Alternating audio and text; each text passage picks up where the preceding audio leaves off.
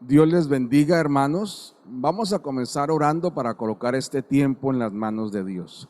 Padre, en el nombre de Jesucristo, te damos gracias por este tiempo. Te damos gracias porque nos concedes venir a aprender tu santa palabra. Te pedimos que tu buen espíritu nos enseñe, que seas tú, Padre, dándonos guía a través de tu santa palabra. Queremos decir, como declaraba Samuel, tu siervo habla, que tu siervo escucha. Bendito Señor, nos humillamos y rogamos que esta palabra, Señor, dé el fruto para el cual tú la has enviado, y que todo aquello que se quiera oponer, que caiga, que sea derribado, que sea quitado del medio en el nombre de Jesucristo el Señor. Te damos gracias, Padre, y te alabamos en el nombre de Jesucristo. Amén y amén. Mis amados, la palabra que hoy les comparto la he titulado El deseo de Dios. Y vamos a mirar el texto de la palabra que está en Primera de Timoteo 2, del 1 al 8. Dice así: exhorto ante todo a que se hagan rogativas, oraciones, peticiones y acciones de gracias por todos los hombres, por los reyes y por todos los que están en eminencia, para que vivamos quieta y reposadamente en toda piedad y honestidad. Porque esto es bueno y agradable delante de Dios nuestro Salvador, el cual quiere que todos los hombres sean salvos y vengan al conocimiento de la verdad.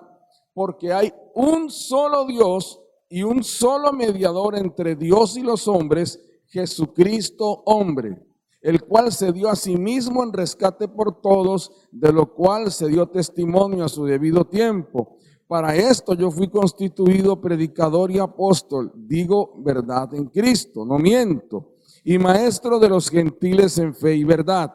Quiero pues que los hombres oren en todo lugar, levantando manos santas, sin ira ni contienda. Amén. Vamos a dar un poco de contexto a esta palabra. O sea, la idea del contexto es que usted y yo nos ambientemos y veamos qué es lo que había alrededor de este texto. O sea, usualmente cuando hablamos de un texto de la Escritura, el contexto bíblico son los versículos que están adelante y atrás del versículo que estamos mirando. Nunca un versículo de la Biblia se comprende solo, o sea, por sí solo. Se necesita la comprensión de todo lo que le rodea. Y hay un refrán que dice que un texto sin contexto se nos convierte en pretexto. Y la idea no es que la Escritura haga lo que nosotros, o que diga lo que nosotros queremos, sino que nosotros hagamos lo que la Escritura dice. Amén.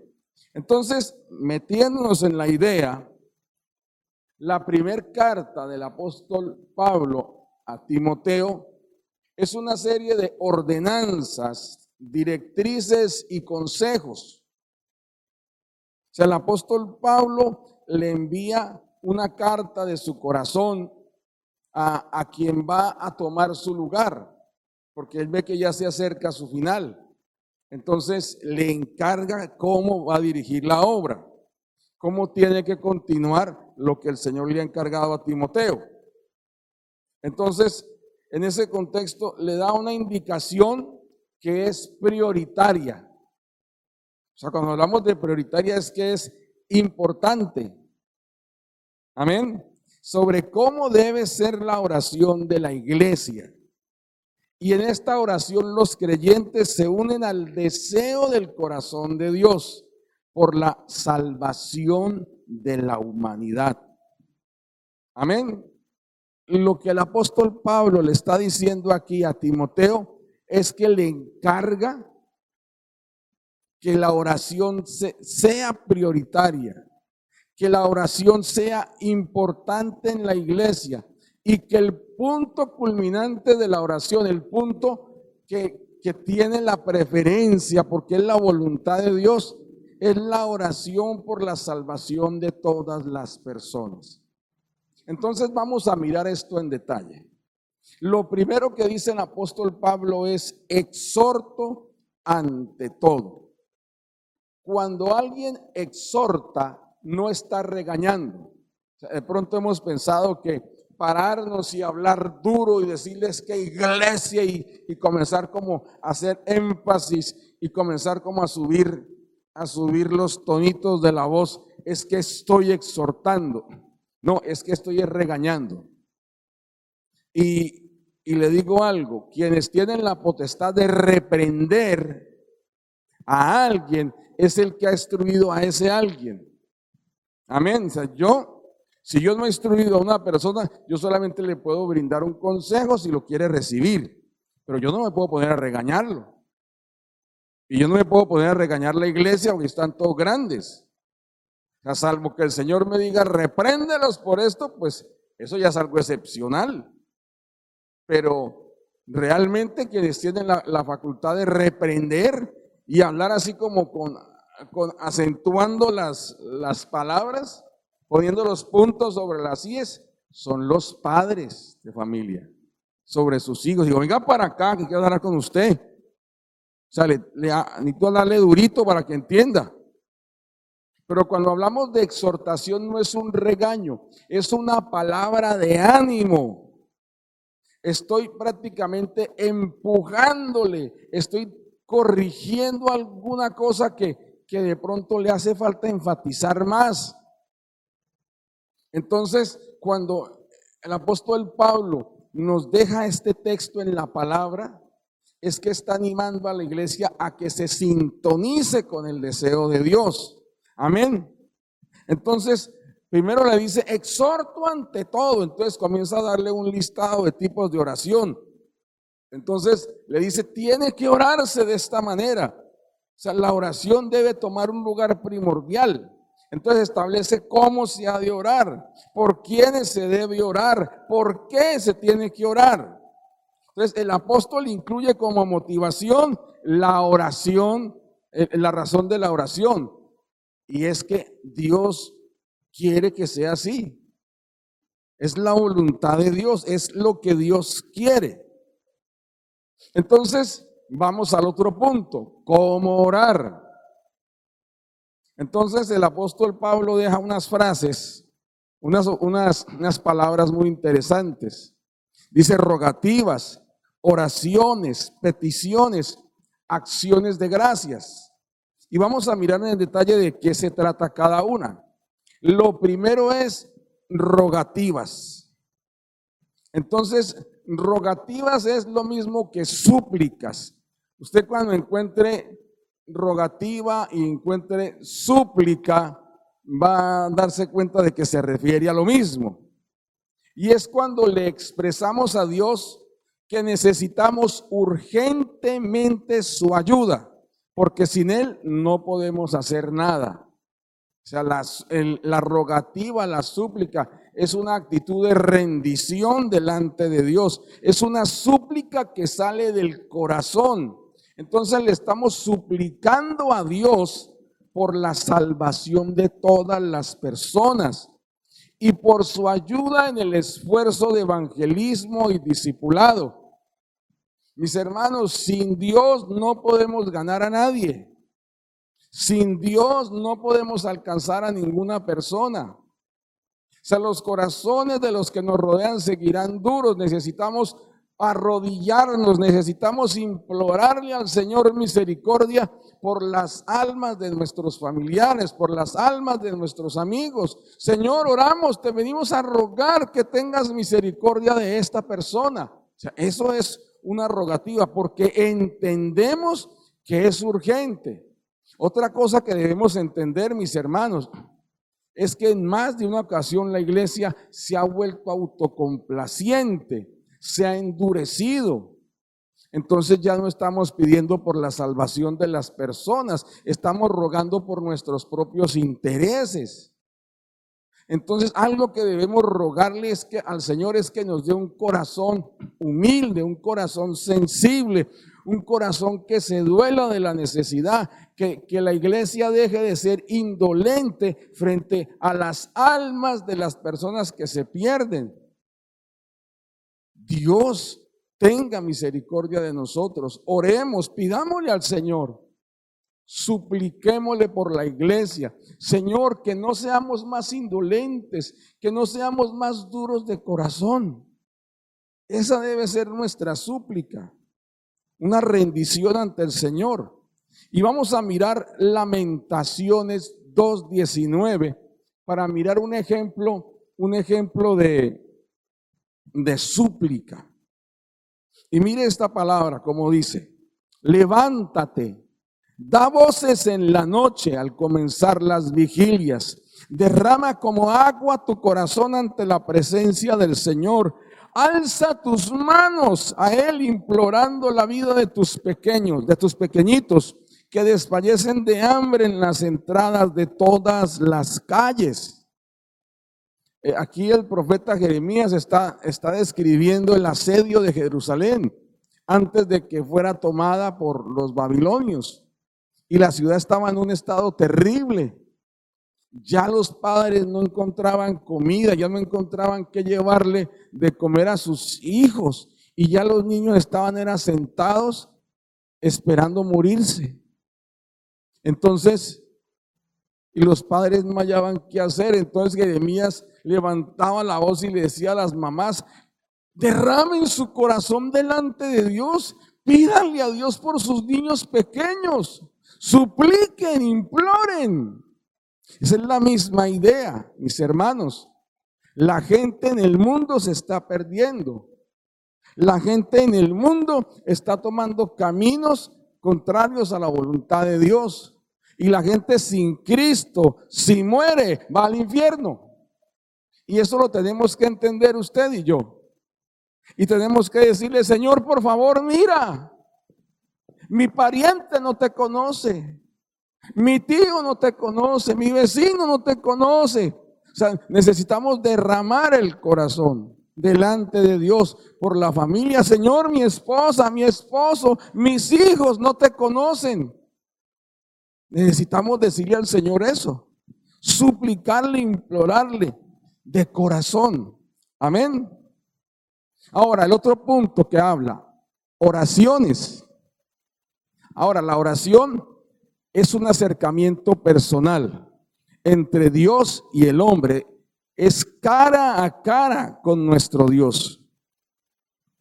La oración es personal. O sea, aquí la súplica puede ser grupal o individual. Pero aquí la oración es un tiempo de comunión íntima entre cada creyente y Dios. En la oración adoramos a Dios, nos rendimos a Él y buscamos su voluntad. Antes de pedir que Dios haga tal o cual cosa, nuestro propósito es buscar su presencia. Entonces, en la presencia de Dios podemos entender su voluntad y correr a hacerla. Amén. O sea, nosotros entramos con la súplica porque vemos que hay la necesidad de que la gente se convierta, pero también tenemos que relacionarnos con Dios. Tenemos que entender sus propósitos, tenemos que entender su voluntad. En la oración entendemos qué camino seguir. Amén. Y corremos a cumplirlo. Y vamos a mirar lo que dice Mateo 6 del 9 al 10, que son dos textos bases sobre la oración. Entonces dice así: vosotros pues oraréis así: Padre nuestro que estás en los cielos, santificado sea tu nombre, venga tu reino, hágase tu voluntad como en el cielo, así también en la tierra. De eso se trata la oración. Entonces, esto no es para que la repitamos. El Señor Jesucristo nos lo dio como modelo de oración, porque entonces en la oración entendemos que nuestro Padre es por sobre todo. O sea, Padre que estás en los cielos. Solo imagínense, nosotros solamente vemos una parte, un cielo, vemos el firmamento, vemos algo del espacio cuando vemos las estrellas. Pero hay muchas cosas más allá, los cielos de los cielos. Y nuestro Padre Celestial cubre todo eso. Su nombre es santo, no es asociado a ninguna maldad. Dios es tan santo que la maldad no puede estar delante de Él. Dios es tan bueno que la maldad no puede estar delante de Él. Entonces, a Dios no le podemos hacer culpable de mal. No le podemos culpar de las desdichas de la tierra, porque son culpa del hombre. Dios es santificado. Venga tu reino, le estamos diciendo al Señor: Señor, queremos que vengas y reines, que tomes la autoridad y que tu voluntad se haga, que así como se hace en el cielo, se haga sobre este tema. ¿Sobre cuál tema? Aquí en la tierra, pues sobre lo que estamos hablando, la salvación de las personas. Ahora, las peticiones. Entonces, la petición también se conoce como intercesión. Ese es el tipo de palabra que está usando el apóstol Pablo. La petición era una rogativa, una comunicación que una persona presentaba al gobernante, al rey, a nombre de otra persona.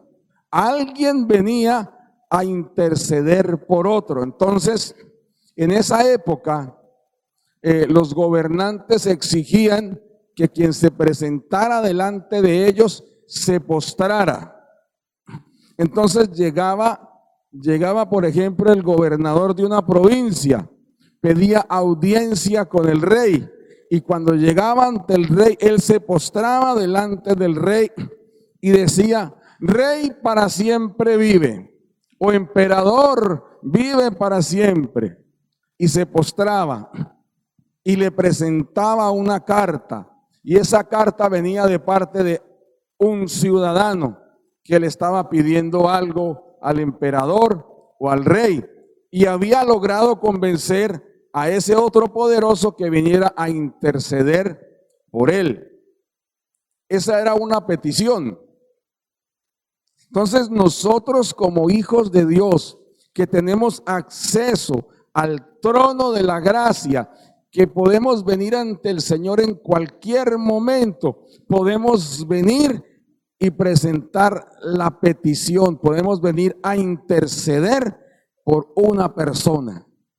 ¿Por quiénes? Por todas las personas, por todos los reyes, por todos los que están en eminencia, por todos los que no conocen al Señor. Nos presentamos como iglesia a favor de los perdidos. Entonces, por la gracia de Dios, usted y yo nos podemos acercar a Él. Nosotros tenemos muchos problemas, pero tenemos la confianza en que Dios nos libra de todos ellos. Pero una persona que no conoce a Cristo no tiene esa esperanza, no tiene a quién acudir. Pero nosotros sí podemos acudir a favor de ellos para pedir su salvación.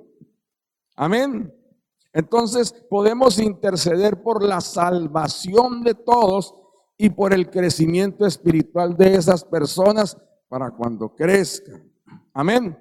Y hay un texto muy bonito sobre la intercesión. Está en Job 42, versículo 10, que dice lo siguiente: y quitó Jehová la aflicción de Job cuando él hubo orado por sus amigos, y aumentó al doble todas las cosas que habían sido de Job. Para que no malentendamos este texto, Job estaba en medio de una prueba. Estaba cubierto de una sarna maligna de pies a cabeza. Para aliviarse, él se rascaba con una teja de barro. O sea, él se raspaba la piel, y para que no se le infectara la piel, él se cubría con ceniza. O sea, el estado de él era lamentable. Los amigos de él, en vez de venir a consolarle, lo acusaron de pecador, de tener pecado oculto, y él se defendía y decía que Dios no, y que quería presentar su caso delante de Dios, y los amigos le decían: Dios no lo va a escuchar, Dios no tiene por qué escucharlo. Y al fin el Señor se presenta delante de ellos Solo imagínense, los tres amigos decían que Dios no tenía por qué contestarle a Job, y ahí estaba Dios, en medio de un torbellino, en medio de una gran nube. Imagínese usted, un torbellino, un tornado inmenso ante ellos, que no se movía, que estaba parado frente a ellos, y ellos aterrados viendo eso. Dios mismo ahí, y hablando a través de ese torbellino. O sea, la voz debía sonar impresionante. Y le habla a Job, y Job extasiado viendo a Dios, al cual le dijeron que él no se le iba a presentar a contestarle. Y Dios le habló, no le contestó las quejas, solo le habló. Y a Job se le olvidaron las quejas. Job dijo: yo he hablado sin conocer, sin saber, me arrepiento. O sea, ya tiene a Dios frente a él, ¿qué más quiere? O sea, para él era lo máximo. Entonces Dios le dice a los tres amigos: ustedes hablaron mal de mí, pero para no tratarlos con afrenta, voy a atender la oración de mi siervo Job para no hacerles daño a ustedes. Y Dios no le prometió nada a Job. Óigase bien, que mucha gente dice: voy a interceder para que Dios me dé riquezas. No, Dios no le prometió nada a Job. Job solo oró por sus amigos, y Dios obró en sus amigos. Pero Dios quitó la aflicción cuando Job oró. Y Dios le devolvió el doble de lo que tenía y le dio más hijos. Amén. Y eso nos dice algo, que si nosotros nos ponemos a favor de las personas que no conocen a Dios, Dios se pondrá a favor nuestro. Amén.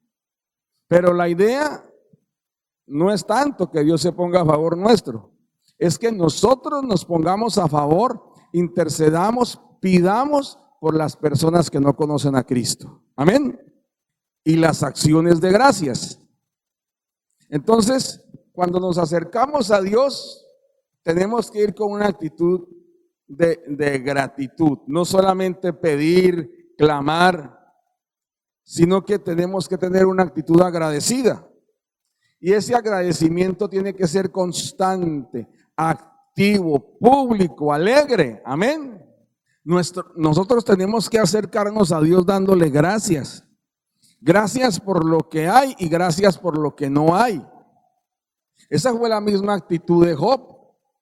Job dijo: el Señor dio, el Señor quitó, bendito sea el nombre del Señor. O sea, no, en él no había una actitud de queja. Dios, gracias. Entonces en nosotros debe haber esa actitud en la que le demos gracias por las personas por las cuales estamos orando. Señor, gracias por estas almas, gracias por estos vecinos, gracias por nuestra familia. Amén. Miremos lo que dice Primera de Tesalonicenses 5:18. Dice así: dad gracias en todo, porque esta es la voluntad de Dios para con vosotros en Cristo Jesús. Y volvemos a encontrarnos con la voluntad de Dios, mis hermanos. Dios quiere que usted y yo seamos agradecidos y que le demos gracias. Gracias al Señor por todas las cosas. Gloria a Dios por todo. Ahora, viendo la manera de orar, ahora el apóstol Pablo nos habla por quién debemos orar.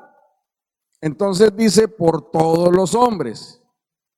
Las versiones más modernas de la Biblia no dicen hombres, dicen personas. En la antigüedad, cuando se decía todos los hombres, estaba incluyendo ahí a todo el mundo, hombres y mujeres. Ahora, por los reyes. Hoy en día pues hay pocos reinos, pero cuando habla de reyes, habla del gobernante de la nación.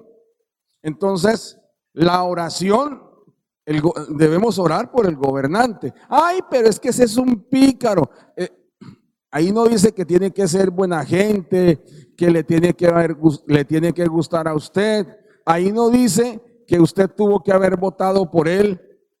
Ahí no dice nada de eso. Dice que ore por él, ore por los reyes.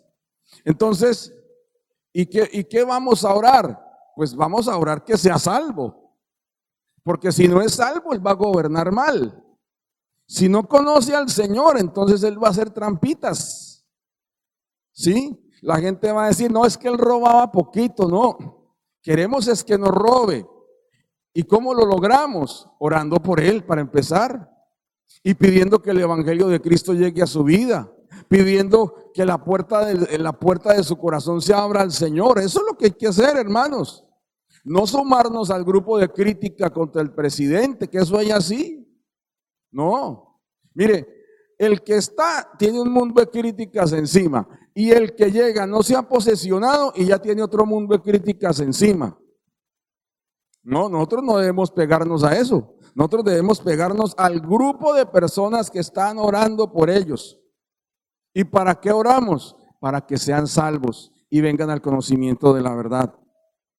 Y por todos los que están en eminencia.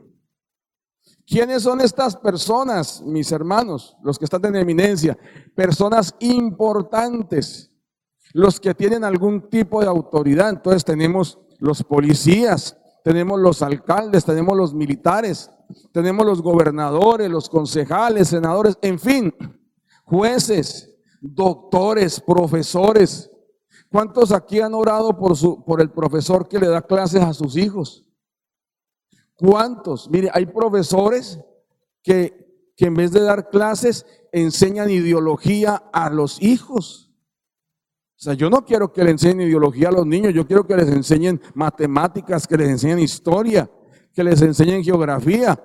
Yo no quiero que les enseñen política y sobre todo esa política rara, contraria a Dios. Yo no quiero eso. No, es que la profesora entonces va a enseñar educación sexual y resulta que enseña una cantidad de obscenidades y perversiones contrarias a la palabra de Dios.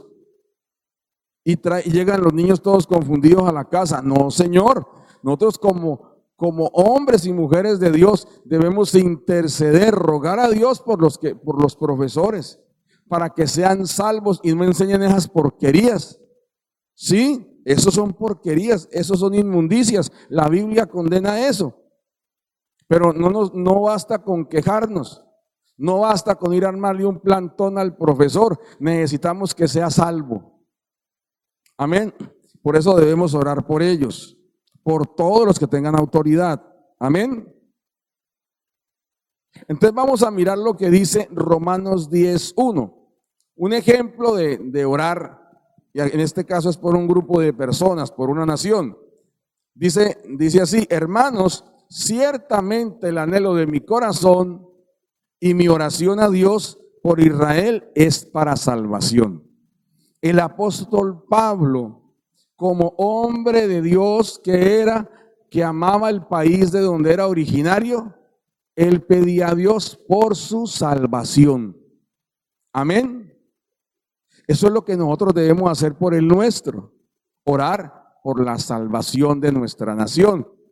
En el siglo, si no estoy mal, en el siglo XVI, se levantó un predicador, él se llamaba John Knox, él era escocés y él estaba muy preocupado por su nación, Escocia. Escocia queda hacia la parte más occidental de las Islas Británicas. Y este hombre clamaba a Dios todos los días. Y su petición era: dame Escocia o me muero. Y era voz en cuello que clamaba. Él clamaba y clamaba. Decían que la garganta se le reventó, que las paredes de su cuarto estaban manchados de sangre por su clamor. ¿Y qué creen que pasó? El Señor le dio Escocia. Algo pasó, el Señor trajo un mover espiritual a Escocia. Hermanos, nosotros tenemos que levantarnos en oración por nuestra nación, por las gentes, por todos sin distinción. Ahora, ya que vimos por quién oramos, ahora miremos para qué oramos. Porque si oramos por todas las personas, oramos que sean salvas, algo tiene que pasar, ¿cierto? Entonces el apóstol Pablo toca 2 puntos. Dice, para vivir quieta y reposadamente, y luego dice, en toda piedad y honestidad. Eso nos quiere decir algo, que si una persona cambia, su entorno cambia, su hogar cambia. Si un tipo que es un abusador en su casa, que le gusta pegarle a la mujer, que le gusta maltratar a los hijos, se convierte al Señor Jesucristo, se arrepiente, entonces en ese hogar va a haber paz. La mujer va a decir, mi marido tan lindo, ya se arrepintió, mire cómo trata a los hijos, mire, ya dejó las borracheras, mire, ya me trata bien, mire, ya no pelea con mi familia, me defiende. Qué marido tan lindo el que tengo. ¿Quién fue el que le hizo esto a mi marido? Y el esposo le dice, amor, Jesucristo me salvó. La mujer se va a querer convertir. Los hijos van a querer seguir el camino que sigue el papá. Y vamos a tener un hogar cambiado. Y muchos van a ver esto y van a decir, uy, mire, don Pedro se convirtió. Ese que era un cascarrabiero que le pegaba a la mujer, que tocaba llamar a la policía. Y que se convirtió. Entonces otros van a seguir el ejemplo y van a seguir a Cristo. Entonces vamos a ver quietud, vamos a ver reposo. Si oramos por los gobernantes, si oramos por todas las personas, entonces va a haber un ambiente de piedad. Y la piedad quiere decir un ambiente, es la actitud de buscar a Dios y buscar su palabra y vivir conforme ese modelo. Esa es la piedad. Y como consecuencia de ello vamos a ver honestidad, no vamos a ver robo, no vamos a ver corrupción. Entonces el Señor comienza a hacer la transformación de la sociedad, transformando a los miembros de la sociedad. ¿Cómo? Por medio de una iglesia que ora, empezando por eso, siguiendo luego por una iglesia que predica el evangelio. Amén. ¿Qué es lo que dice Jeremías 29:7? Como para ilustrar lo anterior. Dice, y procurad la paz de la ciudad a la cual los hice transportar, y rogad por ella a Jehová, porque en su paz tendréis vosotros paz. El pueblo de Judá fue llevado cautivo a Babilonia por el pecado de haber abandonado a Dios. Pero Dios les dice, no se echen a morir, levántense. Comiencen a formar familias, comiencen a hacer negocios, crezcan, multiplíquense y oren por la ciudad a la cual los hice llevar. Para que en la paz de esta ciudad ustedes tengan paz. O sea, ustedes quieren que les vaya bien, oren por la ciudad donde están. Iglesia, nosotros queremos tener paz y bendición en nuestras vidas. Nos toca ser instrumentos de paz en la ciudad donde Dios nos puso. ¿Cómo comenzamos? Orando por ella, orando por su salvación, llevando el evangelio a los miembros de la sociedad para que el Señor transforme la sociedad. Mire usted que si se convierten los delincuentes, vamos a tener la seguridad de que alguien no nos va a robar en la calle, de que alguien no nos va a disparar, de que alguien no le va a ofrecer droga a nuestros hijos, si le predicamos a todos. Amén. Un delincuente que se convierte a Cristo es un problema menos y se convierte en una bendición más. Eso es lo que debemos procurar, hermanos. Entonces, un efecto de esto es una sociedad cambiada, mis hermanos. Un verdadero cambio en la sociedad se da cuando sus integrantes han sido transformados mediante la obra de salvación de nuestro Señor y Salvador Jesucristo. Amén. Los salvos y conocedores de la verdad son de gran bendición para sus comunidades. Solo póngase a pensar, una ciudad llena de personas transformadas. ¿Quién le va a querer hacer daño al prójimo? ¿Quién va a querer armar una pelea? ¿Quién va a querer robarle al otro? Y antes, por el contrario, todos van a esforzarse por el bien. En la medida en que esto pase, el Señor lo hace. En la medida en que la gente se convierte, el ambiente cambia, mis hermanos. Amén. Eso es lo que resulta de un pueblo que busca a Dios, que ora, y eso es lo que debemos procurar, hermanos. Mire lo que decía Charles Spurgeon, predicador del siglo XIX. Él decía lo siguiente: debemos orar por los peores hombres, pues la gracia puede alcanzarlos. Yo que voy a orar por ese marihuanero, yo que voy a orar por ese jíbaro, yo que voy a orar por ese sicario, ¿se merecen esto? Hay que orar por ellos. Y que el Señor en su gracia traiga conversión a su vida. El Señor en su misericordia nos use para llevarles el evangelio a sus vidas. Amén. Ahora vamos a mirar la razón. O sea, todo esto tiene una razón, un porqué. ¿Por qué oramos? Porque esto es bueno y le agrada a Dios. Eso es lo primero. Y finalmente, porque Dios quiere que todos los hombres sean salvos y vengan al conocimiento de la verdad. Y vamos a afirmar esto que dijimos en el libro de Segunda de Pedro, capítulo 3, capítulo 9, que dice así: el Señor no retarda su promesa, según algunos la tienen por tardanza, sino que es paciente para con nosotros, no queriendo que ninguno perezca, sino que todos procedan al arrepentimiento. Dios no quiere que ninguno perezca. Dios quiere que todos sean salvos. Amén. Y hay algo que al respecto decía Martín Lutero. Aquí se manifiesta el corazón de Dios.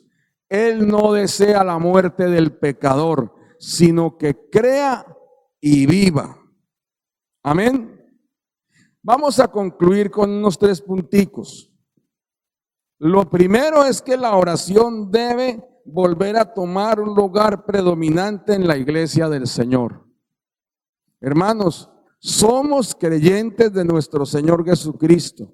Y dentro de nuestras funciones está la oración. Encontramos la oración en la vida de nuestro Señor Jesucristo, en la vida de los apóstoles. Y los grandes hombres de Dios que han estado a lo largo de la historia han sido hombres y mujeres de oración. Usted y yo no podemos ser menos al llamado. El otro puntico, el segundo: es urgente que elevemos a Dios nuestra oración por todas las personas, indistintamente de quienes sean, sin importar quién sea, cómo le parezca a usted, si le gusta o no, hay que orar por esa persona. Amén. Y finalmente, el motivo primordial de nuestra oración es la salvación de todas las personas y que ellas conozcan la verdad, porque este es el deseo de Dios.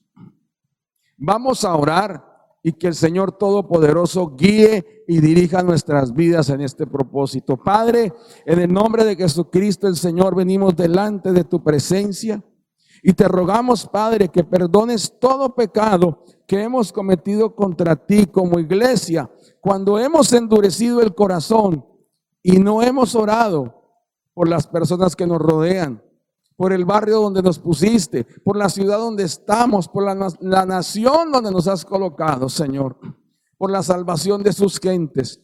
Hoy te pedimos perdón, Señor, pero hoy rogamos, Señor, que nuestro corazón se despierte a la oración, que nuestro corazón se despierte al clamor, a la necesidad, que nuestro corazón deje de ser indolente. Cambia nuestro corazón, Señor, por un corazón sensible, que se duela, Señor, que sea sensible a la necesidad espiritual de las personas que nos rodean. No queremos tener más un corazón indolente, duro, insensible. No, Señor, ayúdanos, transfórmanos. Hoy elevamos nuestra petición por las personas que nos rodean. Hoy elevamos nuestra oración por el pueblo que vive entre nosotros, Señor Dios. Hoy suplicamos delante de ti por todas las personas que no te conocen y te rogamos que por los medios que tú dispongas, a la manera que tú has dicho, traiga salvación a este pueblo. Y sea tu gloria, Señor, usar a la iglesia para alcanzar estas vidas en el nombre de Jesucristo. Recibe la alabanza y recibe la gloria en el nombre de Cristo Jesús. Amén y amén.